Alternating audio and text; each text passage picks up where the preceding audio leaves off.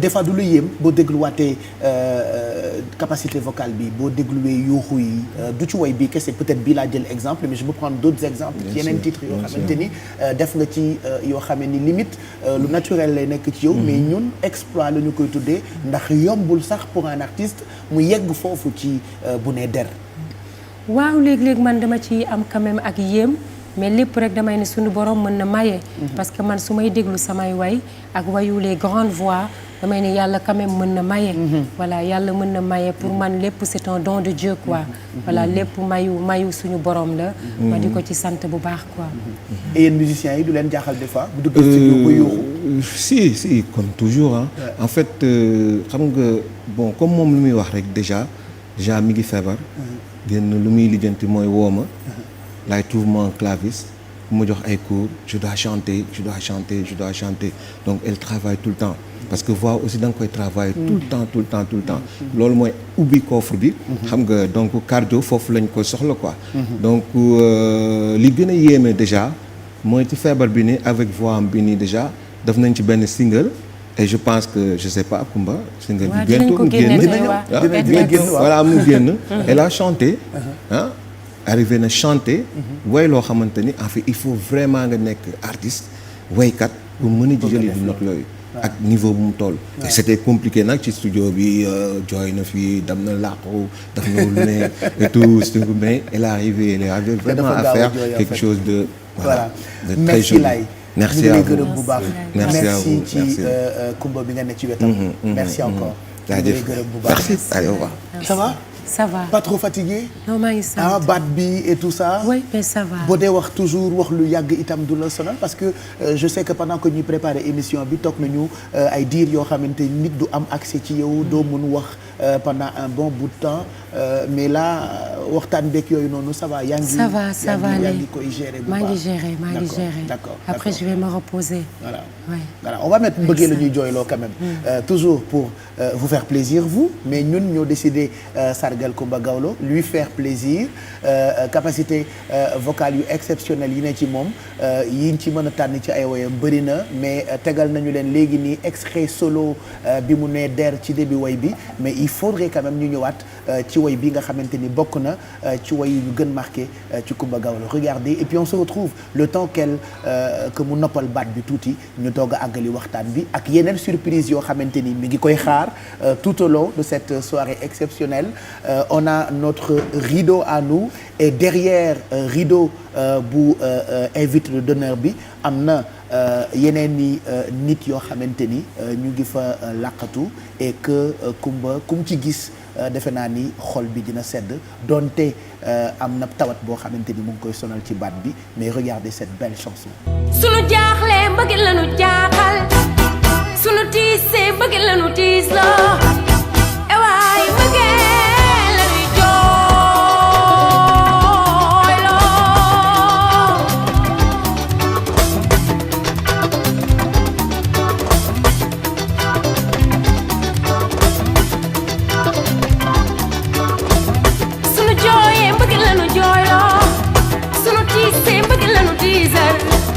sunu jaaxle mbëgg lañu jaaxal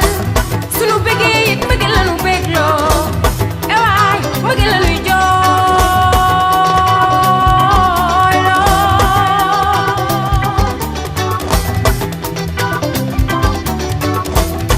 ewaay gisab ni mu neexee mbëggeel noonu la mel. bëggee dañuy jooyloo ak Coumba Gawlo et puis sénégalais yi dañu la bëgg maa ngi koy wax depuis sànq waxaat du bëri wax une belle chanson d'amour te xam ngeen ni ñu ngi ci période bëggante daanaka ñun ñuy gën a bëgg Coumba Gawlo nga woyu mbëggeel te sa woyu mbëggeel yi nag daanaka sañ nañu wax ni boo ci génnee rek mu neex saa yu génnee album woyu mbëggeel bi dafay neex tout le temps. parce que mbëggeel ci xol la jógee Pape Cheikh. ce qui vient du cœur ne peut être que beau. voilà mbëggeel dafa nekk loo xamante ne ni lu neex la. mbëggeel sa yaay mbëggeel sa papa. mbëggeel sa xarit mbëggeel say mbokk. loolu kon defe naa ni dafa war a neex. dafa war a am est-ce que yaa ngi dund mbëggeel. maa ngi dund mbëggeel sama yaay. yow je t'aime beaucoup. je t'adore tu es dans mon cœur Pape Cheikh je t'aime profondément. sama ay doom samay xarit. sama ay nit. vraiment man man mbëggeel rek la Pape Cheikh. moo tax léeg-léeg da ngay gis derrière cette femme forte. se cache une femme. très sensible très fragile parfois. mais xam nga àdduna. dinañu la yenn bu tax. léeg-léeg même sa ay sensibilité. say émotion say douleur doo ko war a wone. parce que amoo droit wone ko. tu dois toujours être comme un roc. ndax yenn bi ñu la yenn. moo tax waroo flancher. mais derrière cette carapace. se cache une femme très très fragile. mais est-ce que loolu yomb na toujours entouré boo woyul boo nekkul sur scène yaa ngi bureau ndax da nga yore ay entreprise groupe de presse orchestre fondation association ces ONG que tu représentes pour Sénégal ci dëkku Afrique yi fenn fu nekk am nga fa banqaas wala am nga fa bureau wala am nga fa loo fay liggéey est-ce que yomb na quand même ngay wone femme bu forte mais parallèlement boo demee ba toog di nga génne li nekk ci yow su boobaa nit ki mooy ñëw Coumba Gawlo mooy ñëw est-ce facile de vraiment teg carapace boobu noonu ci sa kaw. waaw damay def la part des choses ndax tey su ma nekkee ak sama yaay wala ma nekk ak samay mbokk wala sama ay doom Coumba Gawlo rek laa Coumba Seck laa sax du ma ni Coumba Gawlo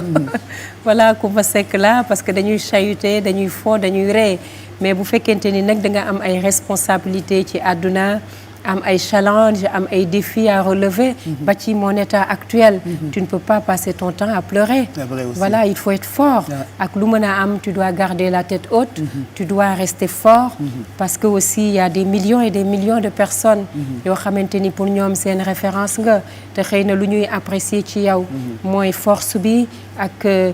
comment dirais-je constance bi ak fulla fayda bi ak li nga leen ni légué et ça tu peux pas être là à pleurer pour moi il faut être fort voilà. C'est important voilà donc c'est ça il faut être fort est-ce que pare waat nga pour ñu ibbi waat rideau bi waaw ay ca parce que ni ñu la yàggee ibbil ay rideau Grand Théâtre Sorano scène yi gën a mag ci àddina tey dañuy ibbi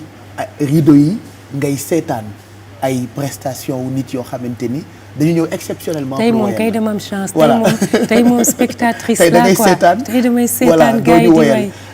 kii waaj a ñëw léegi ki nekk ci ginnaaw rideau bi balaa ñu koy ibbi dafa di koo xamee ni bi mu nee bàyyi na woy yàgg na di woykat bu mag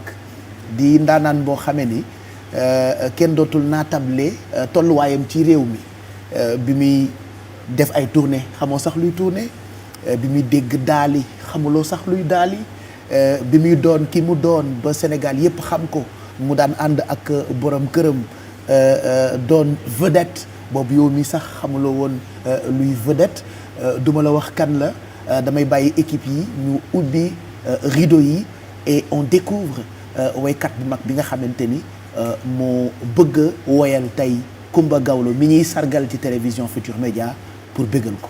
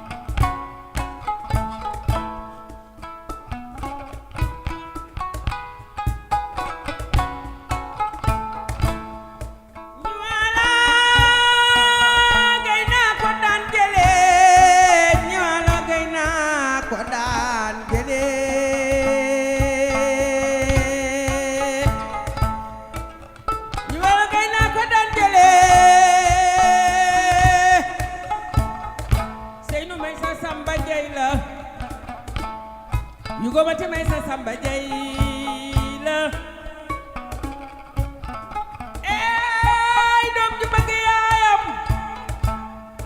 doom ji yërëm yaayam rek ngay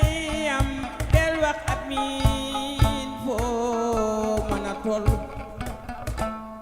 del wax amiin foo mën a tolloo sa baay dala ñaanal soog a dem tamanit bàyyi ma la noonu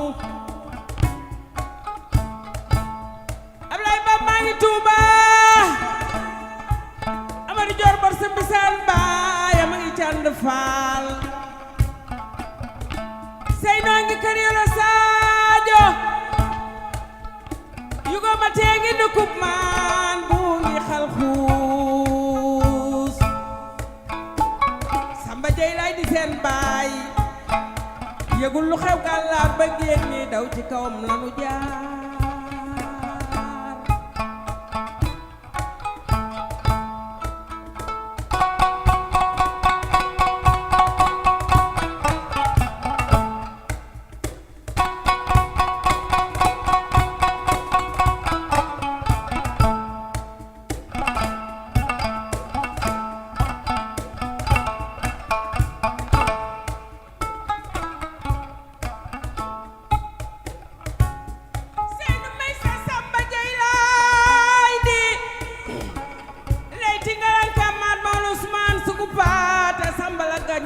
dorobe jaayul ngor wurus lay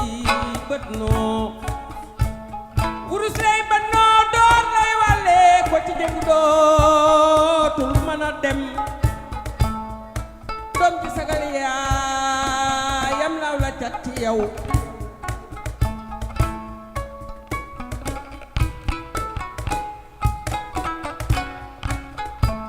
ma dem ma ngay kuli baba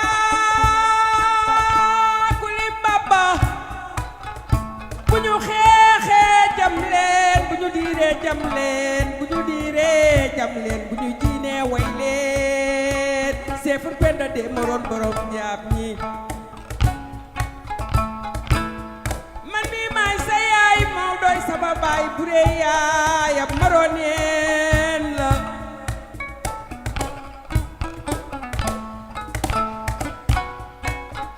seefur penda de moroon borom ñaab ñi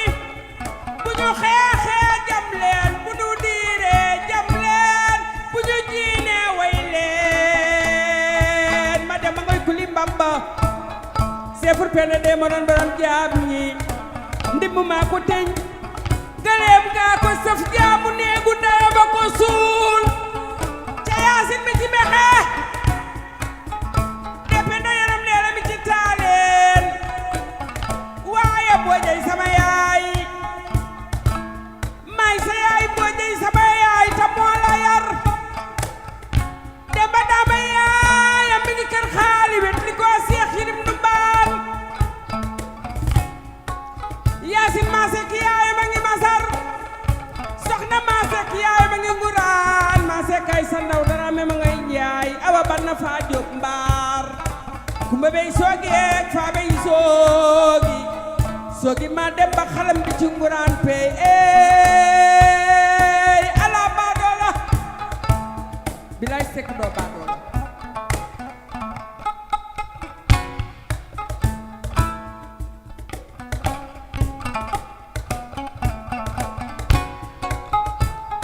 gelen si gaali njaay seey ba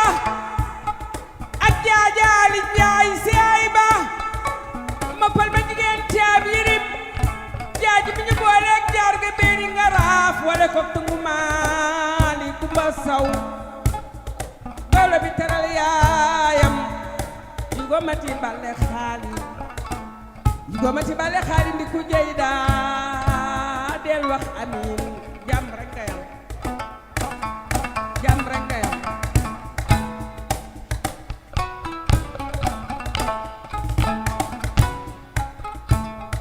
farsey maw doy sa yaay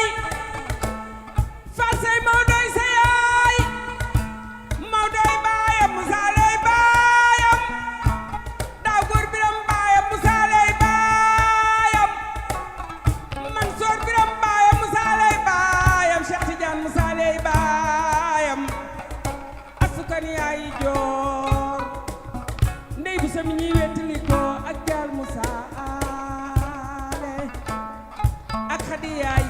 salaam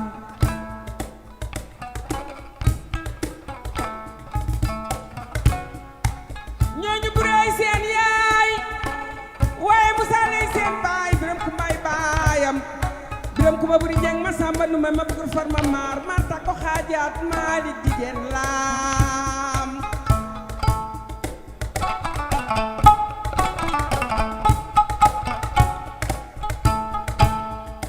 aduna ko beneen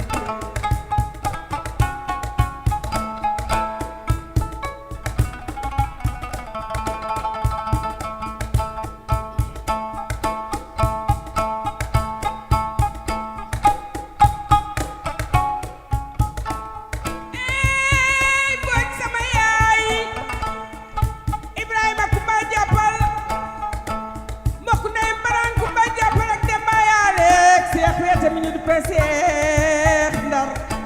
kumba jàppal kumba loo fanta faal xon nag jokkook mayaat mbuub demba dam faal di daan maam rek ramata maam rek teg njëy maamun waaye ma mbay ba toor faalay baayam ma mbay ba toor mbeñ ba toor semu ba toor faal mbëggu faal ndee la kawoon juuf buur saalum war ba doo baa doo la kenn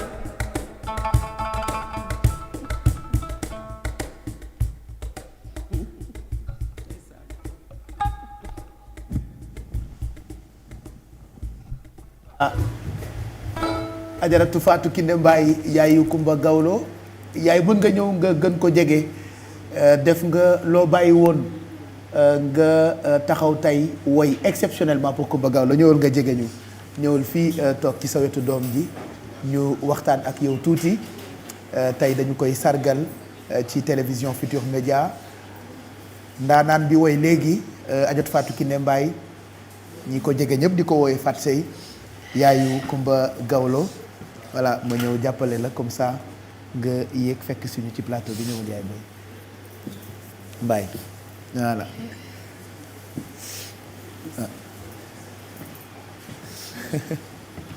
Merci.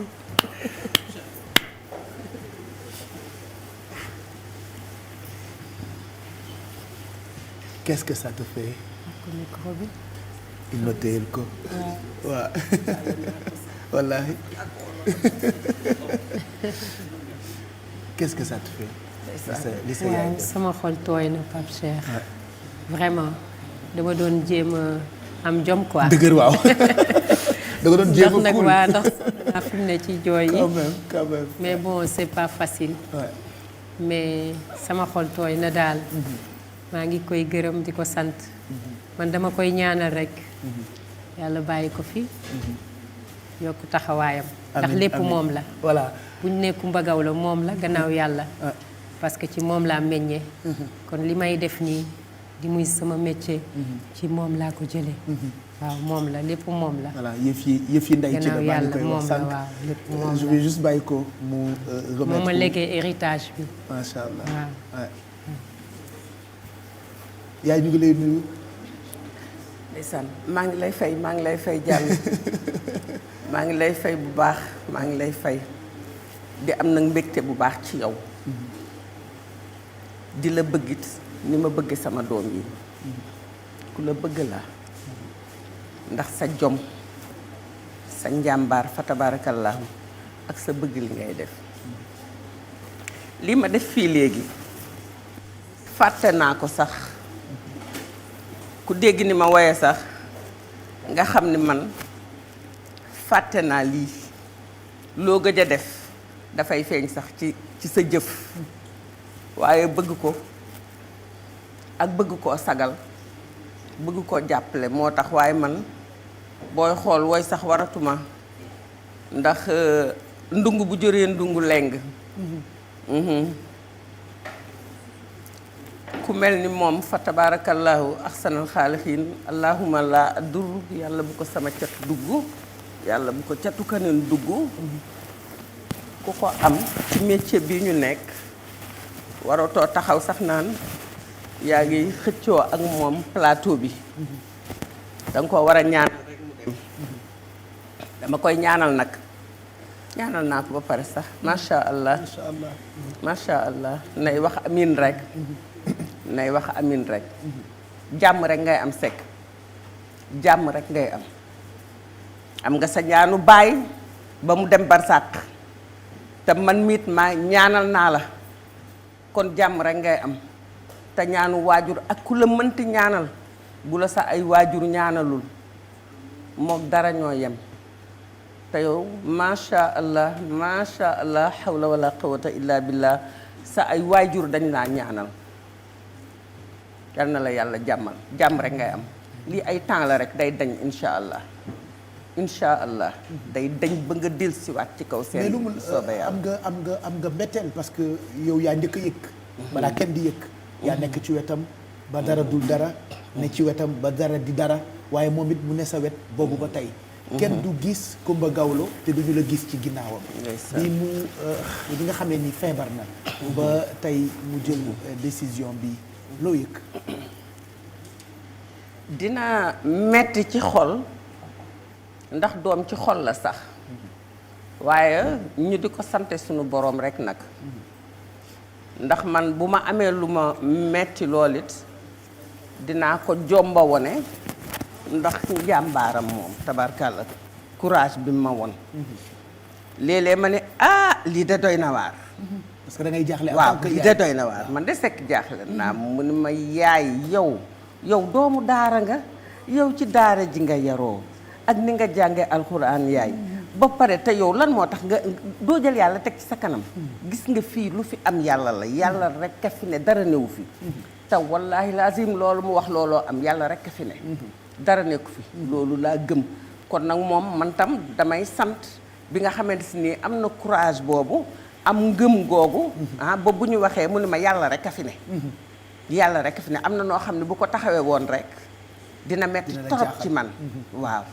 dina metti torop ci man léeg-léeg nag mu craqué waaye daf ma koy sax nëbb waaw daf ma koy sax nëbb su ma ko ne yow Coumba lan la mun ma dara yaay dara du dara dama doon wax téléphone rek du dara te booba man xam naa ni ci leneen la ne fier nga ci moom lool fa tabaarakallaahu te du man rek nag du man rek nag macha allah maa ngi ñu bare ko bokk maak artiste yépp a ko bokk sama doomu ndaanaan yépp la tabaarkàlla parce que ñépp a ko yéene jàmm ki ne lam fee mu toog mi ngi jooy sànq ba tey ma nga ko yaate daf ma woo dafa jooy ci suba ak caawele sama nawle yépp a ma woo ñépp maam le sama njëkk a woo ak Daaro Mbay ñépp a ma woo sama nawle yépp a ma woo ku ko yëg rek woo nga ma may ñaan nag ñaan yàlla na dajeek amin ndax tabaarkàlla ku ko yëg rek di nga ko ñaanal jàmm di nga ko ñaanal mu génn ci jàmm te ku ko yëg daf ma naan dina ci génn ci jàmm insha allah seen wax boobu nag yal na leen yàlla dégg yàlla na ci génn ci jàmm benn ñaan jarul xeeb Pape Cheikh ndax kenn xamul ban gémmiñ la yàlla def barke te boobu ba léegi ku ko dégg dina ko ñaanal macha allah yàlla génn ko ci jàmm ak salaam mu delluwaat ci li mu nekkoon te mënoon naa gën a metti nag kon sant yàlla rek nit ki bu ko yàlla defalee dara daf ko koy sant ñun dañu sant yàlla bu baax a baax dama sant yàlla julli ci Seyduna Muhammad sallallahu alayhi wa sallam sant sama ay ñaari waajur bu baax a baax a baax a baax a baax ndax mënoon naa gën a metti mi ngi dox soxlaam mi ngi lekk mi ngi naan macha allah kon sant mënoon naa gën a metti demee neneen kay suñu borom mënoon na koo teg ba pare wëlbati ku teg te moom toll woon na fu gën a metti de fu gën a metti lii du dara toll woon na fu gën a metti fii wallaahi toll woon na fu gën a metti fii maa ngi moom dong ak yàlla wallaahi fi mu hospitalisé woon infirmière ña fa nekk docteur yi góor ak jigéen ñëpp taxaw ci kawam nag ñëpp ba lu ci métti lu ci bari yëg moom samay bokk ànd koog man nag samay bokk ànd koog man nag surtout waa kër maam Seydil Hadji Malick ànd koog man nag di ma jàppale macha allah soxna may laat sama xarit bi di ko ñaanal ñëpp di ñaan yaay sa fi dabbaax soxna mu xayri dabbaax soxna Ndeye Sapir Kandi sama am di jàmm yi ñoom ñëpp tabarkàlla ku nekk di ñaan ku nekk di jël sa alal sax di ko sarxeel wallaahi voilà pour bëgg mu wér kon man sant rek laa def loo koy wax directement balaa ñuy àggali lan nga koy wax directement mu am courage wax ko directement amal courage Kumba yow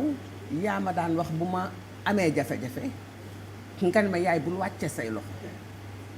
moom moo ma ko daan wax jànguma tubaab moom moo tax ma xam moo boobu dama naan jamais baisser ta bras wallahi jamais baisser ta bras jamais yaay jamais baisser ta bras wax boobu nag waaw nan mu ni jamais baisser les bras waaw jamais baisser les bras mi ngi noonu damaa jàngul tey waxaat nga ko léegi nag wax boobu nag sekk moo ñëw ci yow bul wàcce say loxo benn yoon góorgóorlu nga am courage man sànq bi sa rangoon wat jee fii sa tante dafa jooy man sama xol bi dafa kii bëgguma nga jooy bëgguma gis sa rangooñ yow doo doom ju ñu war a gis rangooñam bëgguma gis sa rangooñ bul jooy sekk jàmm rek ngay am insha allah jàmm rek ngay am jërëjëf yaay kontaan nañu jërëjëf qu'est-ce que tu as envie de lui dire wala ñu bàyyi ko mu dama koy ñaanal sinon di nga fi jooyaata loolu laay bëri loo koy wax mais wax ko dama koy ñaanal rek parce que vraiment Pape Cheikh man sama yaay sama yaay mag bu yaru la xam nga dafa am yaay yu baax yaay yu yaru yaay yu mel comme xale voilà te moom bu jaaxlee rek day affolé mën naa ni suñu parcours ak suñu ànd moom mooy yaay ji de moo ma jur mais mën naa ni man maay yaay ji voilà parce que man maa yore mentalu góor bi quoi mental doom bi man maay teg pression man maa koy rebooster parce que moom xam nga yaru daara biñ ko yar voilà et tout ça dafa yaru voilà et tout ça ce qui fait que dama koy ne mais lan la looy mais da ngay dëgër looy kii nii ndeysaan dama koy yërëm daal waaw dama koy yërëm ndax moom mag la mais xale la voilà mag la mais xale la parce que ni mu mel rek la mel et puis yaay bu baax la Pape Cheikh yaay bu am yërmande yaay boo xamante ni nii yaay bu yiw la dama koy ñaanal Sangone Biram Jigéen Daaw Ngoone Mbodj Mbaay moom yàlla na ko yàlla bàyyi suñu kanam mu fekke yépp waaw mu fekke yépp mooy sama référence mooy sama wéeruwaay jigéenu jàmbaar voilà te samay way mën naa ne lu ci bëri moo ciy liggéey ak man parce que man su ma xamee lu bëri ci cosaan ci aada mën naa ne lu ci bëri moom la quoi voilà parce que mooy nekk sama wet moo ma naan defeel nii bul defee nii nga koy solo maam yi kat du lii bul jaxase maam yi kon defe naa ni moom mën naa ne dafa war a yàgg lu bëri sama wet jërëjëf Baye kontaan nañu yaay jërëjëf Diallo ngi lay gërëm bu baax jërëjëf yal na la yàlla guddal sa fan amiin amiin yàlla may la wér amiin yàlla bàyyi la ak sa ñaari waajur ba ngeen màggatandoo amiin ci daraja Yonent bi sallallahu alayhi wa sallam merci yàlla defal ko defal ñu ko ñun ñëpp amiin amiin kontaan naa ci yow jërëjëf yaay booy kontaan nañu Adjot Fat Sey Mbaye Fatou Kiné Mbaye yaayu Kumba Gawlo ça va ça va parce que nu muy gën di dem rek ma lay laaj est-ce que ça va voilà boo jàkkaarloog nit koo xam ne ni yaram bi neexul it loo bëgg a bégal nit ñi baax na itam de temps en temps ngay xool tolluwaay bi parce que laajte naa gëstu naa par rapport ak tawat bi nekk ci yow wax bi bu bëree itam mën na la sonal jàpp sa bopp et tout ça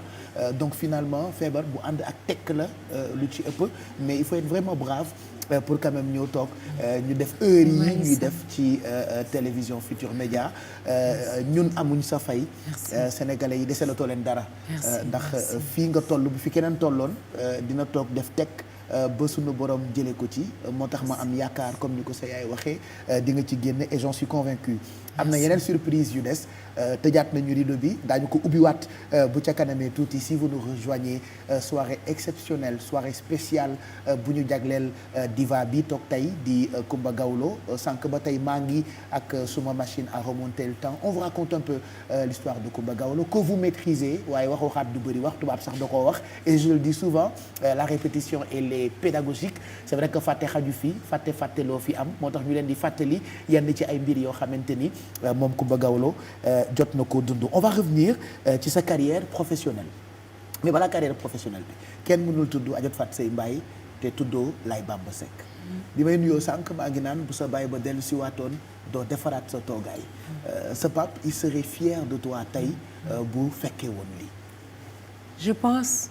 defe naa ko parce que man sam papa loolu la ma yaree man sam papa bi mu may yaree su ma jooyee sax dafa ne ma looy jooy da ngay dëgër nit warul jooy donc daf ma yar comme militaire te comme bi ma nekkee xale naka jekk man dama mës a timide ba léegi sax timidité bi desul ci man moo tax nekkuma une personne extravertie dama nekk nit ku introverti ndax éducation bi ñu ma joxe tout ça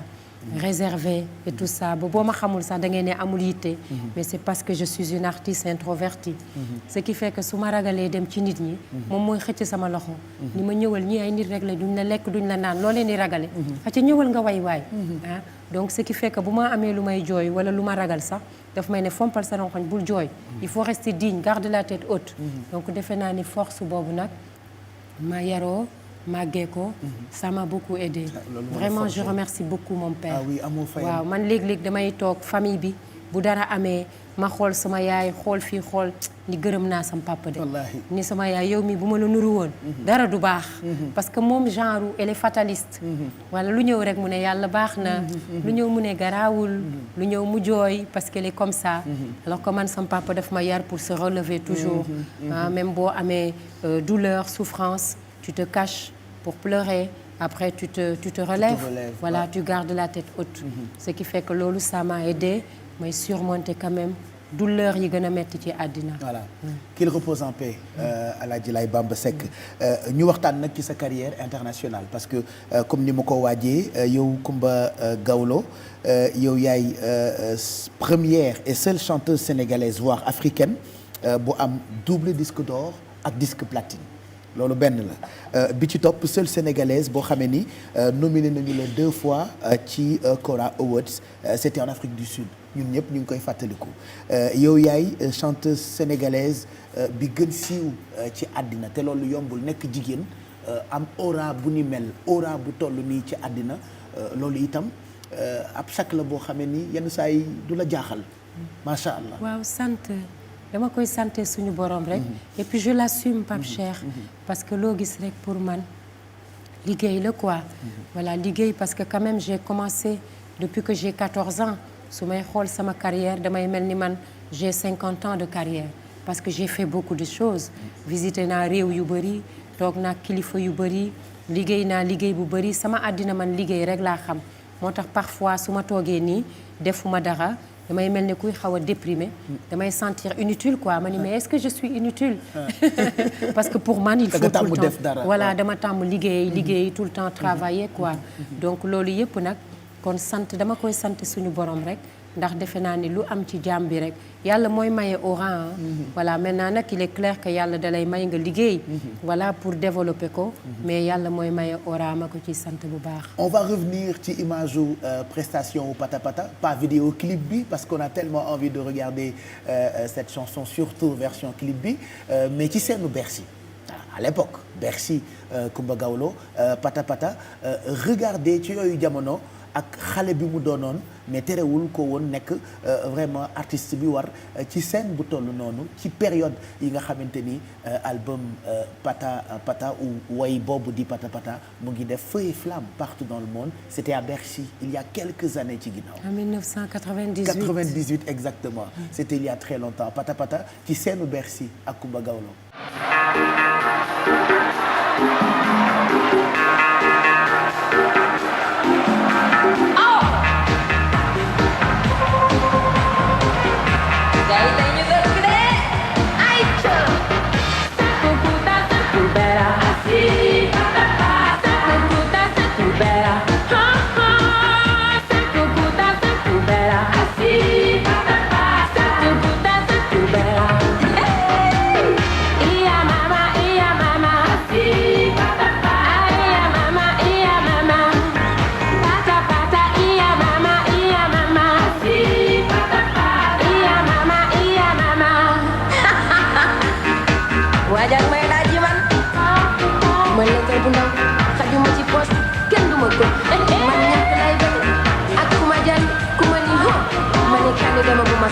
Bëgguma poobar duma ko nangu hey Tukuta tutubera asi Tukuta tutubera Tukuta tutubera asi Tukuta tutubera ci seen merci la woon en 1998 album bi tax nga am double disque d'or am platine joué ci scène bu toll noonu et il y a d'autres scènes yoo xamante ni def nga ko Stade de France Zénith Bercy au début des années 90 c'était même pas évident pour yeneen artistes africains yi waxatuma la ak yow xale bi yow jigéen bi Coumba Gawlo. c'est vrai que c'était pas évident. du tout. Voilà c'était pas évident mais dama am chance très tôt rencontrer ay nit yoo xam ni gëm nañ ma. comme Bruyel comme Seydou Kalidou. Comme tous les gens vraiment yi nga xamante ni nii ñoo ma encadré et tout ça. Et puis il y avait les opportunités qui étaient là. Voilà je les ai saisies. Donc et c'était effectivement de grands moments. Et ça m'a beaucoup appris Pape Cheikh. Man je pense que le fait que ma teel a dem Europe jàng aux côtés des grands artistes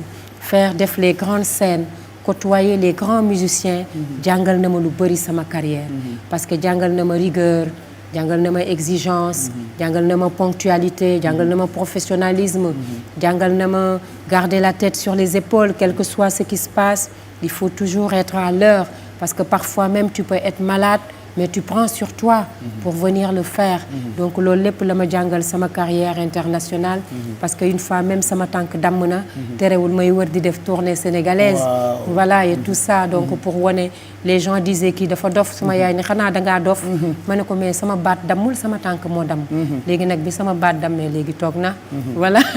pour revenir à mon état actuel voilà à l'époque j'ai dit mais mën ngeen ma tegal tabouret et puis ma toog ci voilà ma woy quoi parce que sama tànk moo damm et puis c'est pas grave mais xam nga Afrique vision bi dafa différent Afrique beneen vision la ñuy am ci musique beneen vision la ñu am ci showbiz te pour man musique métier la quoi c'est un vrai métier il faut avoir un plan de carrière il faut être structuré et il faut l'organiser voilà structuré et bien organisé mais carrière internationale bi surtout ci période bi nga xamante ni mu ngi lay dal ngay def presque toutes les télés boobu génn télé sax fii ci Sénégal yombul woon en France par exemple on se rappelle tu es passé dans presque toutes les grandes émissions de variété on a été jeunes on adorait regarder heureusement qu'on a eu CFI ak TV5 à l'époque moo ñu doon jox possibilité peut-être ñu mën a seetaan Coumba Gawlo tu es tout Patrick Bruel par exemple Stade de France yow yaay première et seule peut-être jigéen boo xam ne ni def nga fa spectacle on est en train de regarder des images yoo xamante ni yow la ak ki nga xamante ni moo di Passy regardez avec nous lii itam bokk na ci ay consécration yoo xamante ni walaay bëgguñu la catu parce que nit ki boo limee yëppam yaa ko catu waaye yii itam dafa jar di fàttali Sénégalais yi parce que moi je dis toujours fàtte moom xaju fi àla kuli àll on se rappelle de cette soirée le lendemain ñun ñëpp dañ doon sago hier ñu ngi doon gis Coumba Gawlo Stade de France loolu itam sak la pour ñun Sénégalais. Waaw c'était la nuit africaine. Je pense qu'il y a 5 ans de cela peut-être suma juumula juróomi at ci gannaaw la nuit de la musique africaine ñu dajale ci réew mu nekk artiste bi nga xamante ni moo fa gën a ràññeeku pour le Sénégal ñu bëggoon jigéen et puis ñu contacté ma pour m'animer ko mu nekk fierté ci man parce que bu fekkente ni nii dajale nañu pour def la nuit de la musique africaine au Stade de France dajale tous les artistes africains de tous les pays vraiment me représenter Sénégal fierté la ci man et puis loolu moo wone aussi doole musique loolu aussi dafay jox force musique africaine pour wane ne la musique africaine peut aller au-delà. Moi je suis à chaque fois Pape Cheikh très très fière fierté bu mag laay am chaque fois ma dem représenter sama réew parce que finalement man je me considère comme un porte-drapeau de mon pays le Sénégal et puis dem naa ba finalement je me dis man dootuma rek sénégalaise je suis africaine parce que yàlla def na je tourne dans beaucoup de pays africains j'organise des événements dans les pays africains kon maa ngi koy sant mais ma ciy gërëm Sénégal rek te dëkk boo dem day mel ni foofu nga dëkk en fait boo demee Côte d'Ivoire da ngay sentir ni ivoirienne nga dem Niger parce que xam nañu la fa bu baax day mel ni foofu nga dëkk loolu itam saguk Sénégal la ba tey ma kiy sant bu baax saguk Sénégal la ba tey saguk Sénégal la parce que pour man looloo tax léeg-léeg su may dem tourner d'ailleurs wala may def yenn yi damay ne toujours il faut faire très attention parce que boo yoree sa drapeau réew tu n'as pas droit à l'erreur parce que drapeau réew mi nga yore parce que su ma génnee Sénégal dem Côte d'Ivoire wala ma dem Niger wala ma dem Mali wala ma dem en Europe ou ailleurs dañu ne Coumba Gawlo la sénégalaise tey jii su ma demee def fa benn erreur bu ndaw dañu ne c'est la sénégalaise qui a fait ça alors man je me dis j'ai pas le droit de salir l'image du Sénégal j'ai pas le droit di takkal drapeau Sénégal ndax dañuy ne la chanteuse sénégalaise qui finalement est une chanteuse panafricaine. Voilà dañuy ubbiwaat rideau bi. Voilà, il y a beaucoup d'artistes qui sont là pour woyal la am na ñu bëggoon ñëw faf malheureusement ak heure couvre-feu bi impossible ñu déplacé wu mais ñi mën a ñëw quand même ñëw nañu tey ci sargal bi ñu lay sargal ci télévision Futurs Médias j'aimerais qu'on découvre ensemble beneen woykat boo xam ne ni mu ngi ci ginnaaw rideau bi ku am talent mu ngi tudd Billy Crack voilà j'aimerais qu'on le découvre qu'on ouvre les rideaux comme ça mu am lu mu bégalee Coumba Gawlo mi ñu déroulé le tapis rouge bi tey di ko sargal ci télévision Futurs Médias.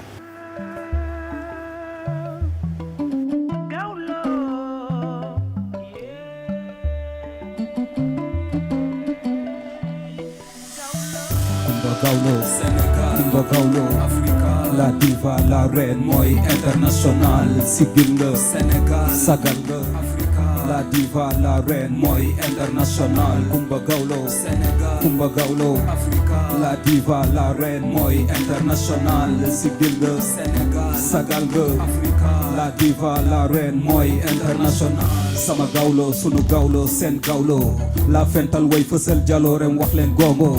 ku gis ni nen ni nen ngi li ne faam kenn mënu ko jeex jalooroy Kumba ci biir réew fës na balaw bitim nit ku ñuul ak nit ku weex ñëpp a feer ci Coumba Gawlo borom jom ful la fayda fit ak ngëm la sàll ndaanaan ci biir ndaanaan yi doon bañkat nii ñaani raaya réew mi nga jël gàcco fësal ci continent yi hymne national bi tëgg muy fu lotte gën di nay yi drapeau bi su doon jëmm waat naa duma sa maay Coumba moo waral mani fier te nga Sénégal ni Youssou Ndour ak Baaba Maal fier te nga Sénégal ni Lamine Gueye ak Blaise Diagne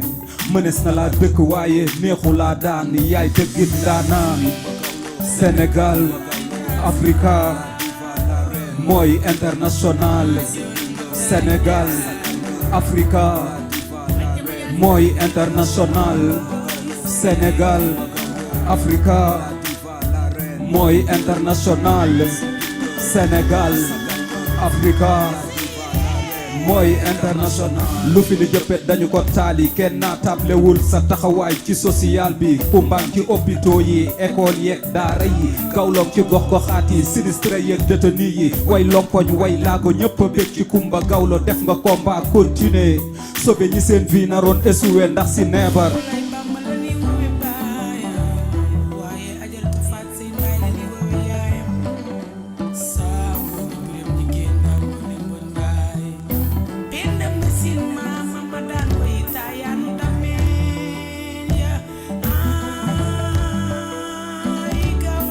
right Tiggy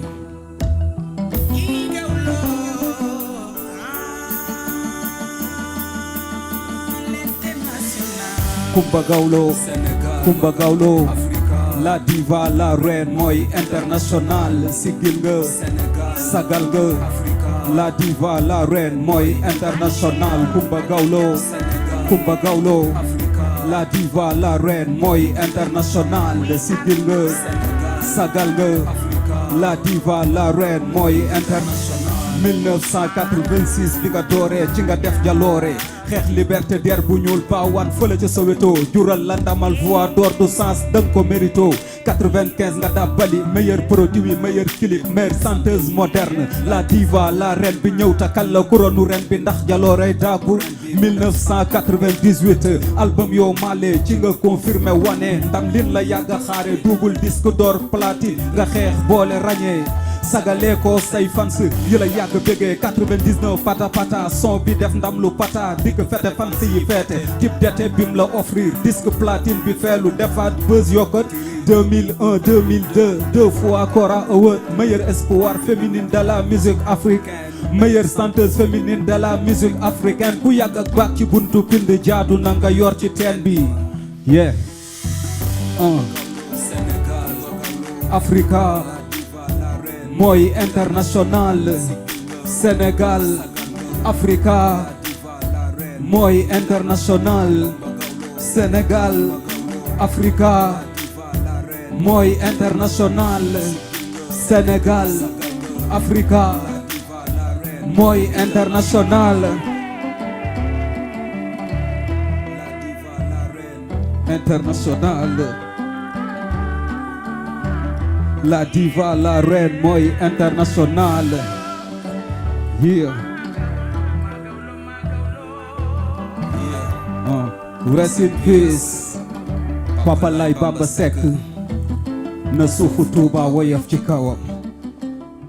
merci beaucoup merci beaucoup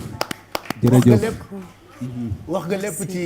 lii nga rappé pour Coumba Gawlo. dëgg la ban témoignage ngay defaat ci moom. waaw Coumba li may def d'abord ginnaaw bi ma leen nuyoo yéen ñëpp xanaa di ko ñaanal jàmm. parce que comme ni mu koy faral di waxee ci man donc dañoo bokk ñaari yoon man ak moom. ñoo bokk sunu Tiwaawan bokk yit sunu métier mi ñu nekk. muy mag yoo xamante si nii li ma lay ñaanal mooy li sa yaay wax rek laay wax. lii ay moment la rek. te ci kàttanu yàlla ak mbaaxam di nga wér ak jàmm. ndax yow àddunaa la soxla. merci beaucoup. merci Billy Crack c'est un rappeur qui a beaucoup de talent et puis am na avenir à découvrir puisque woy bi mu ngi disponible sur internet Coumba Gawlo même rappeurs yi ñu ngi lay rappel artistes yëpp a jóg keroog bi nga defee sa déclaration. def ay hashtag ci réseaux sociaux yi. def ay message de soutien ci Facebook Twitter Instagram partout. statut WhatsApp yi ñëpp soutenir andoo la. qu'est-ce que ça te fait boo gisee ñëpp jóg nekk sa ginnaaw fii ñu toll. waaw daf may mouvoir lu bëri Pape Cheikh. vraiment man aw ma fayu sénégalais yi. aw ma fayu africain yi. aw ma fayu waa àdduna. parce que les gens m'ont appelé de partout. ah oui sama téléphone sax duma ko jël parce que mënuma jël téléphone yu bëri yi. mère bi mooy jël wala xale yi. léeg-léeg message yi ba léegi jusqu'à présent. ay Japon ay États-Unis fu ne lay jot message. donc vraiment ku nekk di compatir parce que ñu bëri la bett aussi. voilà vraiment maa ngi gërëm ñëpp rawatina sénégalais yi. artistes yi El Hadj Keita defal na ma benn morceau boo xam ni ça m'a beaucoup touché. je m'y attendais pas. ça m'a beaucoup touché. voilà Adiouza ma petite sœur m'a fait un post sur internet. et puis à chaque fois elle fait des messages. Titi woo na ma. defal ma audio ni ma bëgguma la sonal ci woo bi. ndax xam naa ni day difficile pour téléphone bi. mes grandes sœurs ñu ngi lay ñaanal. Boubacar Ndour sama chéri boobu nga xam ni moom. ata ngi nii mu ne na indi guro ragal la rek ragal la rek moom aussi vraiment. woo na ma ni ma sama xol yëpp naqari na chéri ko maa ngi lay ñaanal. soo ma gisee soo ma gisul. lu ma la mën a jàppale woo ma man pare naa pour def ko. Njaga sama rakk aussi gis nga li mu def. ni ma yow Coumba waxal li nga bëgg rek. loo bëgg la ñuy def yow. bul wax yow demal sax noppaleeku. bàyyil ñun ñi nga xamal ni ñi ngi sa gannaaw. lépp dinañu ko def loo bëgg la ñuy def. taxawuma vraiment. ma di leen gërëm di gërëm aussi Pendo Guissé. elle m'a fait une vidéo maa ngi koy remercier. Wally mon fils. vraiment maa ngi gërëm ñëpp artistes yi ñi ma tudd ak ñi ma tuddul. les gens les Sénégalais le président Macky Sall aussi maa ngi koy remercier bu baax. maa ngi remercier honorable député Mousty Diakhaté. ndax moom mën naa ne jur ma rek la deful daal. mais mën naa ni moo nangu lu bëri ci sama yaay. ndax moom daf may xool sax di jooy. lu ne nii mu ne waa nañu def sarax bi. génne xaalisam dem def sarax parce qu'on est en Afrique. ni waa dañu dem seet diw mu def ñaan. yàlla mooy boole ay voilà nit vraiment sama mag ju baax jooju nga xam ne boobu ba tey daf may bu ma déggee sax day jooy. di ko gërëm honorable di ko sant. di remercier sama mag sama sœur aussi Mame Ndak Sy. Amadou Kane Diallo mon ami fidèle. c'est le fidèle des fidèles. tout le temps il était à mon chevet. léeg-léeg day ñëw sax bu may yóbbu clinique bi ma génnee parce que dañ def après hospitalisation à domicile. su ñëwee di dawal léeg-léeg su defee secousse rek ma xët ko. ni ko kii naan mu daal ni waa yaa ngi may rey waa patron dinaa def ndànk. ndeysaan di daw ndànk bu ko defee maam ndànk ni ko sa bëtu paa yi moo baaxul yaa ngi rey nit ki. ndeysaan mu ne cey ñun suñu kii donc vraiment xam nga ñooñu ñëpp aw ma seen fay ma di leen gërëm di gërëm tout le monde gis naa le témoignage des Sénégalais politique social ONG institution diplomate tout le monde vraiment maa ngi leen di gërëm di leen sant di gërëm toute l'équipe de TFM di la gërëm Pape Cheikh ndax su bëgguma xëyee gis un poste qui vient de toi. C'est normal. Je te remercie beaucoup. C'est normal, c'est Merci. normal. J'aimerais maintenant que ñu wax ci sa engagement humanitaire ci wetu jigéen ñi ci wetu xale yi ci wetu ndaw ñi depuis très longtemps bu ñu fi doon bu ma ko doon lim du jeex. Ambassadrice de bonne volonté ci institution onusienne yu bëri ak ay ONG yoo xamante ni yaa nekk seen ambassadrice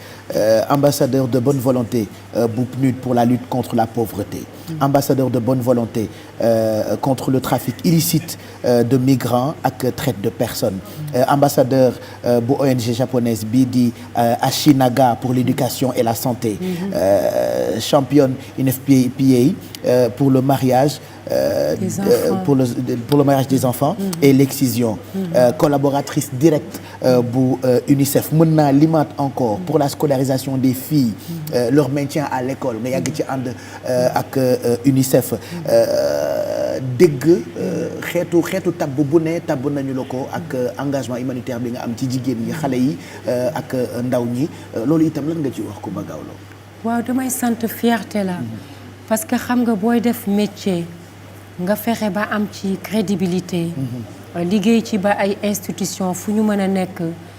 jël sa tur ni sa tur moo leen doy ak sa image pour nga mën a def ay plaidoyer ci ay causes yu noble pour man loolu lu am solo la parce que Pape Cheikh man dama comprendre très tôt ni musique yoon la boo xamante ni nii ci la ñuy aw pour di changer di change mind ni ñu koy waxee pour di changer mentalité yi pour di defar société bi pour li nar a yàqu ñu defar ko parce que loolu mooy rôle u art way li Njaga Mbay di wax naan dafa war a yeete dafa war a digle voilà dafa war a jëriñ dafa am sens donc image u artiste aussi sens boobu la war a am ci société bi donc institution yi ba tax na kon bu ñu jugee à chaque fois def ma confiance vraiment muy Sénégal au-delà partout en Afrique may animer ay forum ay conférences sur les droits humains sur le dividende démographique et l'autonomisation des femmes sur l'importance de rendre les femmes autonomes parce que jigéen ñi bu ñu amee seen autonomie day tax koom gi gën a développé société bi gën a développé te pour ñu mën a am seen autonomie ci bi ñuy ndaw lay commencé parce que dañu war a jàng te pour ñu jàng il faut ñu yóbbu leen ñu jàng ñu bañ leen maye aussi bi ñu amee 12-13 ans ba muy freiner seen jàng mooy tax ñu màgg aussi mën a am xam-xam pour mën a représenter société bi pour mën a liggéey donc yooyu yëpp pour man ay combat ay action yu am solo la yoo xam ne dama am fierté di ko def du ñu fàtte mukk bi nga demee Bouaké en pleine guerre ak rebelles yi nga sañ ndax am na yoo xamante ni il faut vraiment loo engagé wu de façon ak humanitaire bi ngay ci li ngay dox mais dem biir Bouaké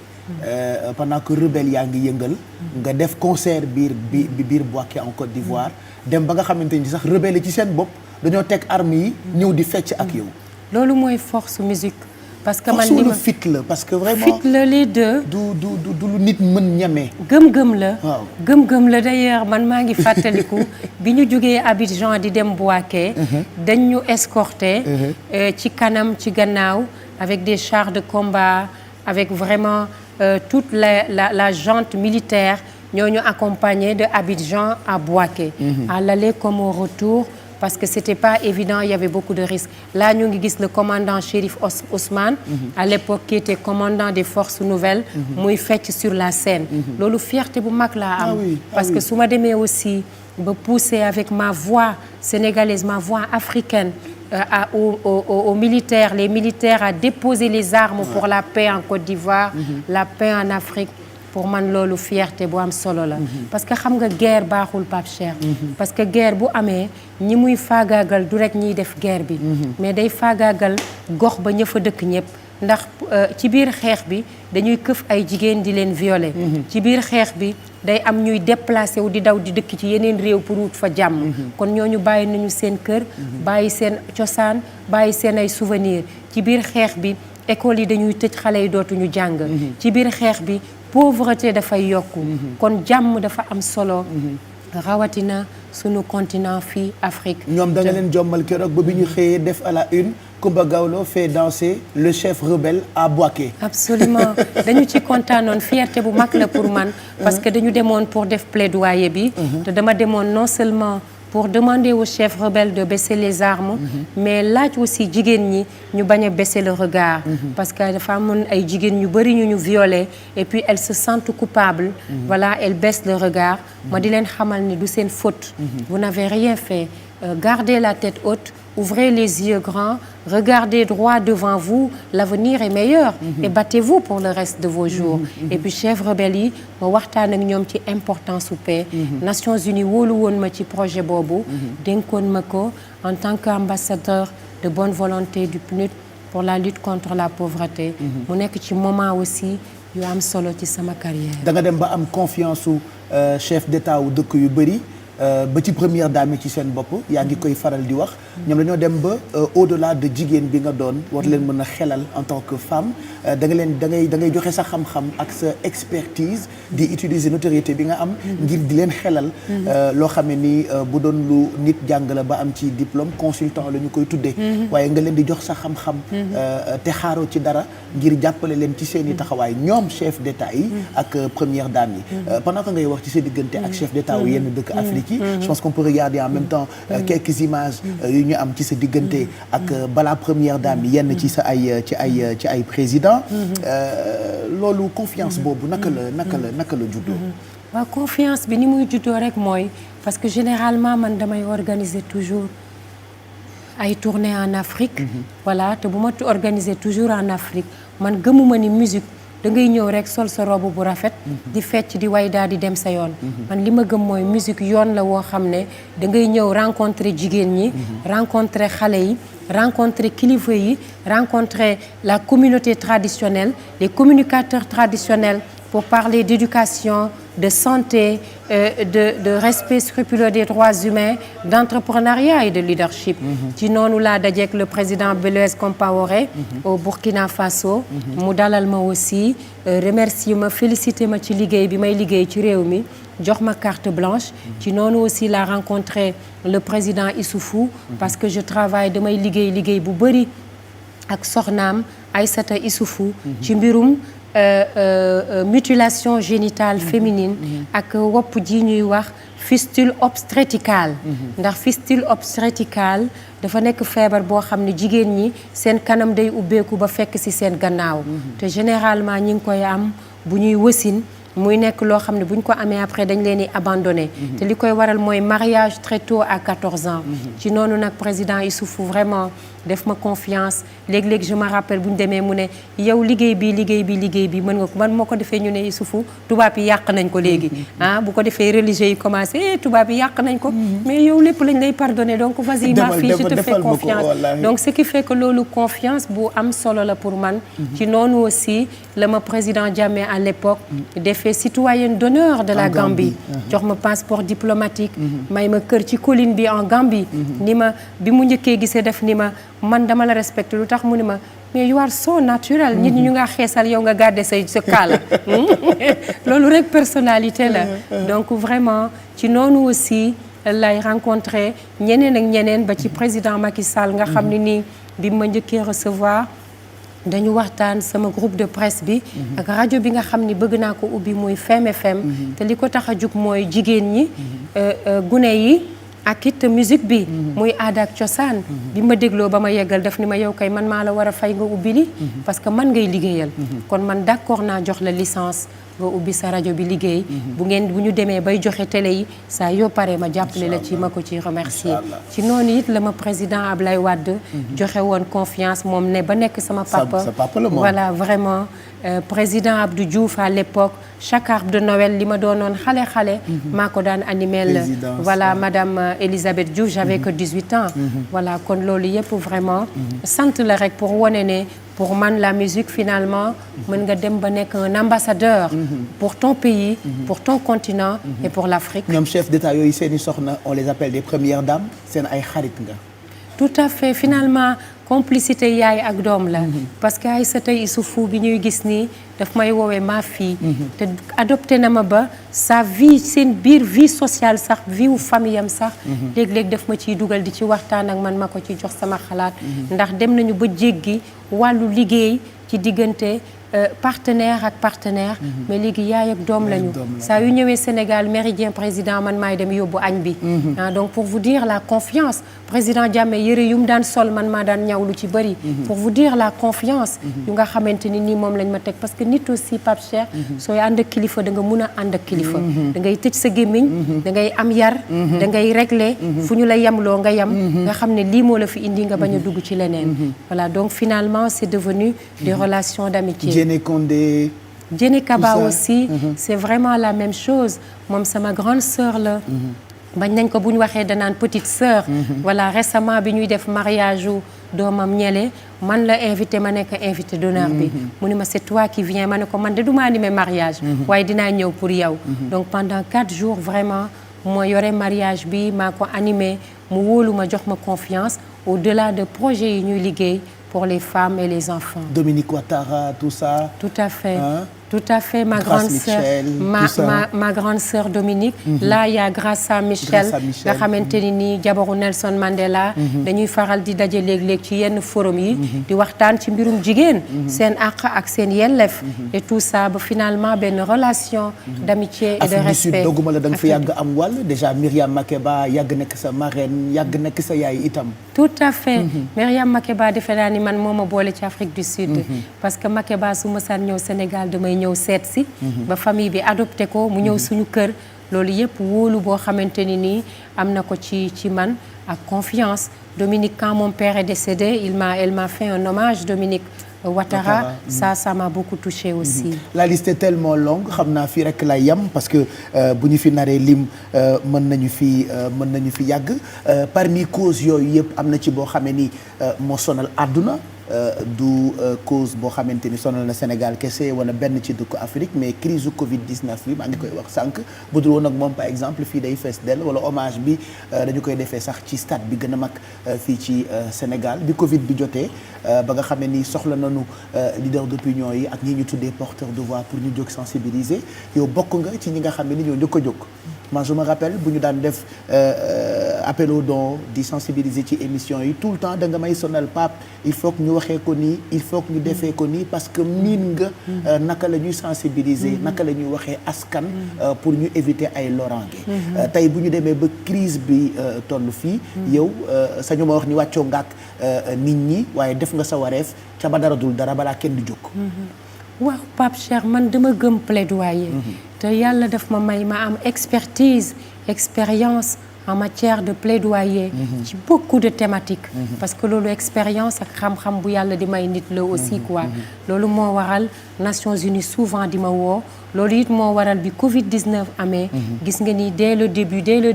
2 mars je pense su ma juumul vers le 8 mars def naa sama message parce que c'était important mais je suis allée même au-delà parce que UNFPA m'a confié le projet de réunir les chanteurs africains et j'avais pu réunir 11 artistes africains pour chanter sur le Covid-19 parce que loo xamante ni nii dafa taxawal àddina loolu jar na àddina jug à mon avis mobilisé wu ci. Le cri du silence ça s'appelle nañ ci xool un extrait vous allez vous rendre compte que bi muy jóg ngir sensibiliser àndandoo ak ONG yi ko tabb def ko ambassadrice jóg yombul woon sax pour beaucoup d'artistes regardez ñaari combat la boole violence faites aux femmes ak sensibiliser ci Covid-19 bi daanaka suite logique la ci sa ay combat Coumba Gawlo tout à fait parce que boo dee xool cri du silence mooy tekk gi mooy yuuxu gi ne ci biir tekk gi parce que ci biir Covid-19 bi Pape Cheikh dañu gis ni feebar ci biir feebar la parce que amoon na feebaru Covid mais amoon na aussi feebaru violence ndax confinement parce que boo dee xool ndax confinement bi statistiques yi ak enquêtes yi wane nañu ne violence yi dañoo yokku surtout ci réewi tubaab yi nga xamante ni seen kër yi day xat te tàmmuñu dankalikoo ñoom ñëpp ci ay kër ay jigéen ñu leen di bundu xatal ay nit di dee muy am ay agression sexuelle ay violence ak yeneen yu bëri ba tax na nag vraiment projet bi biñ ma ko confier les Nations Unies ma koy piloté ñu ne dañuy fexe am ñaari thématiques yi wax ci Covid-19 ak ni mu garaawee ak ni mu jafe ay jafe-jafeem mais wax aussi ci violence yi nga xamante ni nii mi ngi am de manière générale mais rawatina ci biir période Covid-19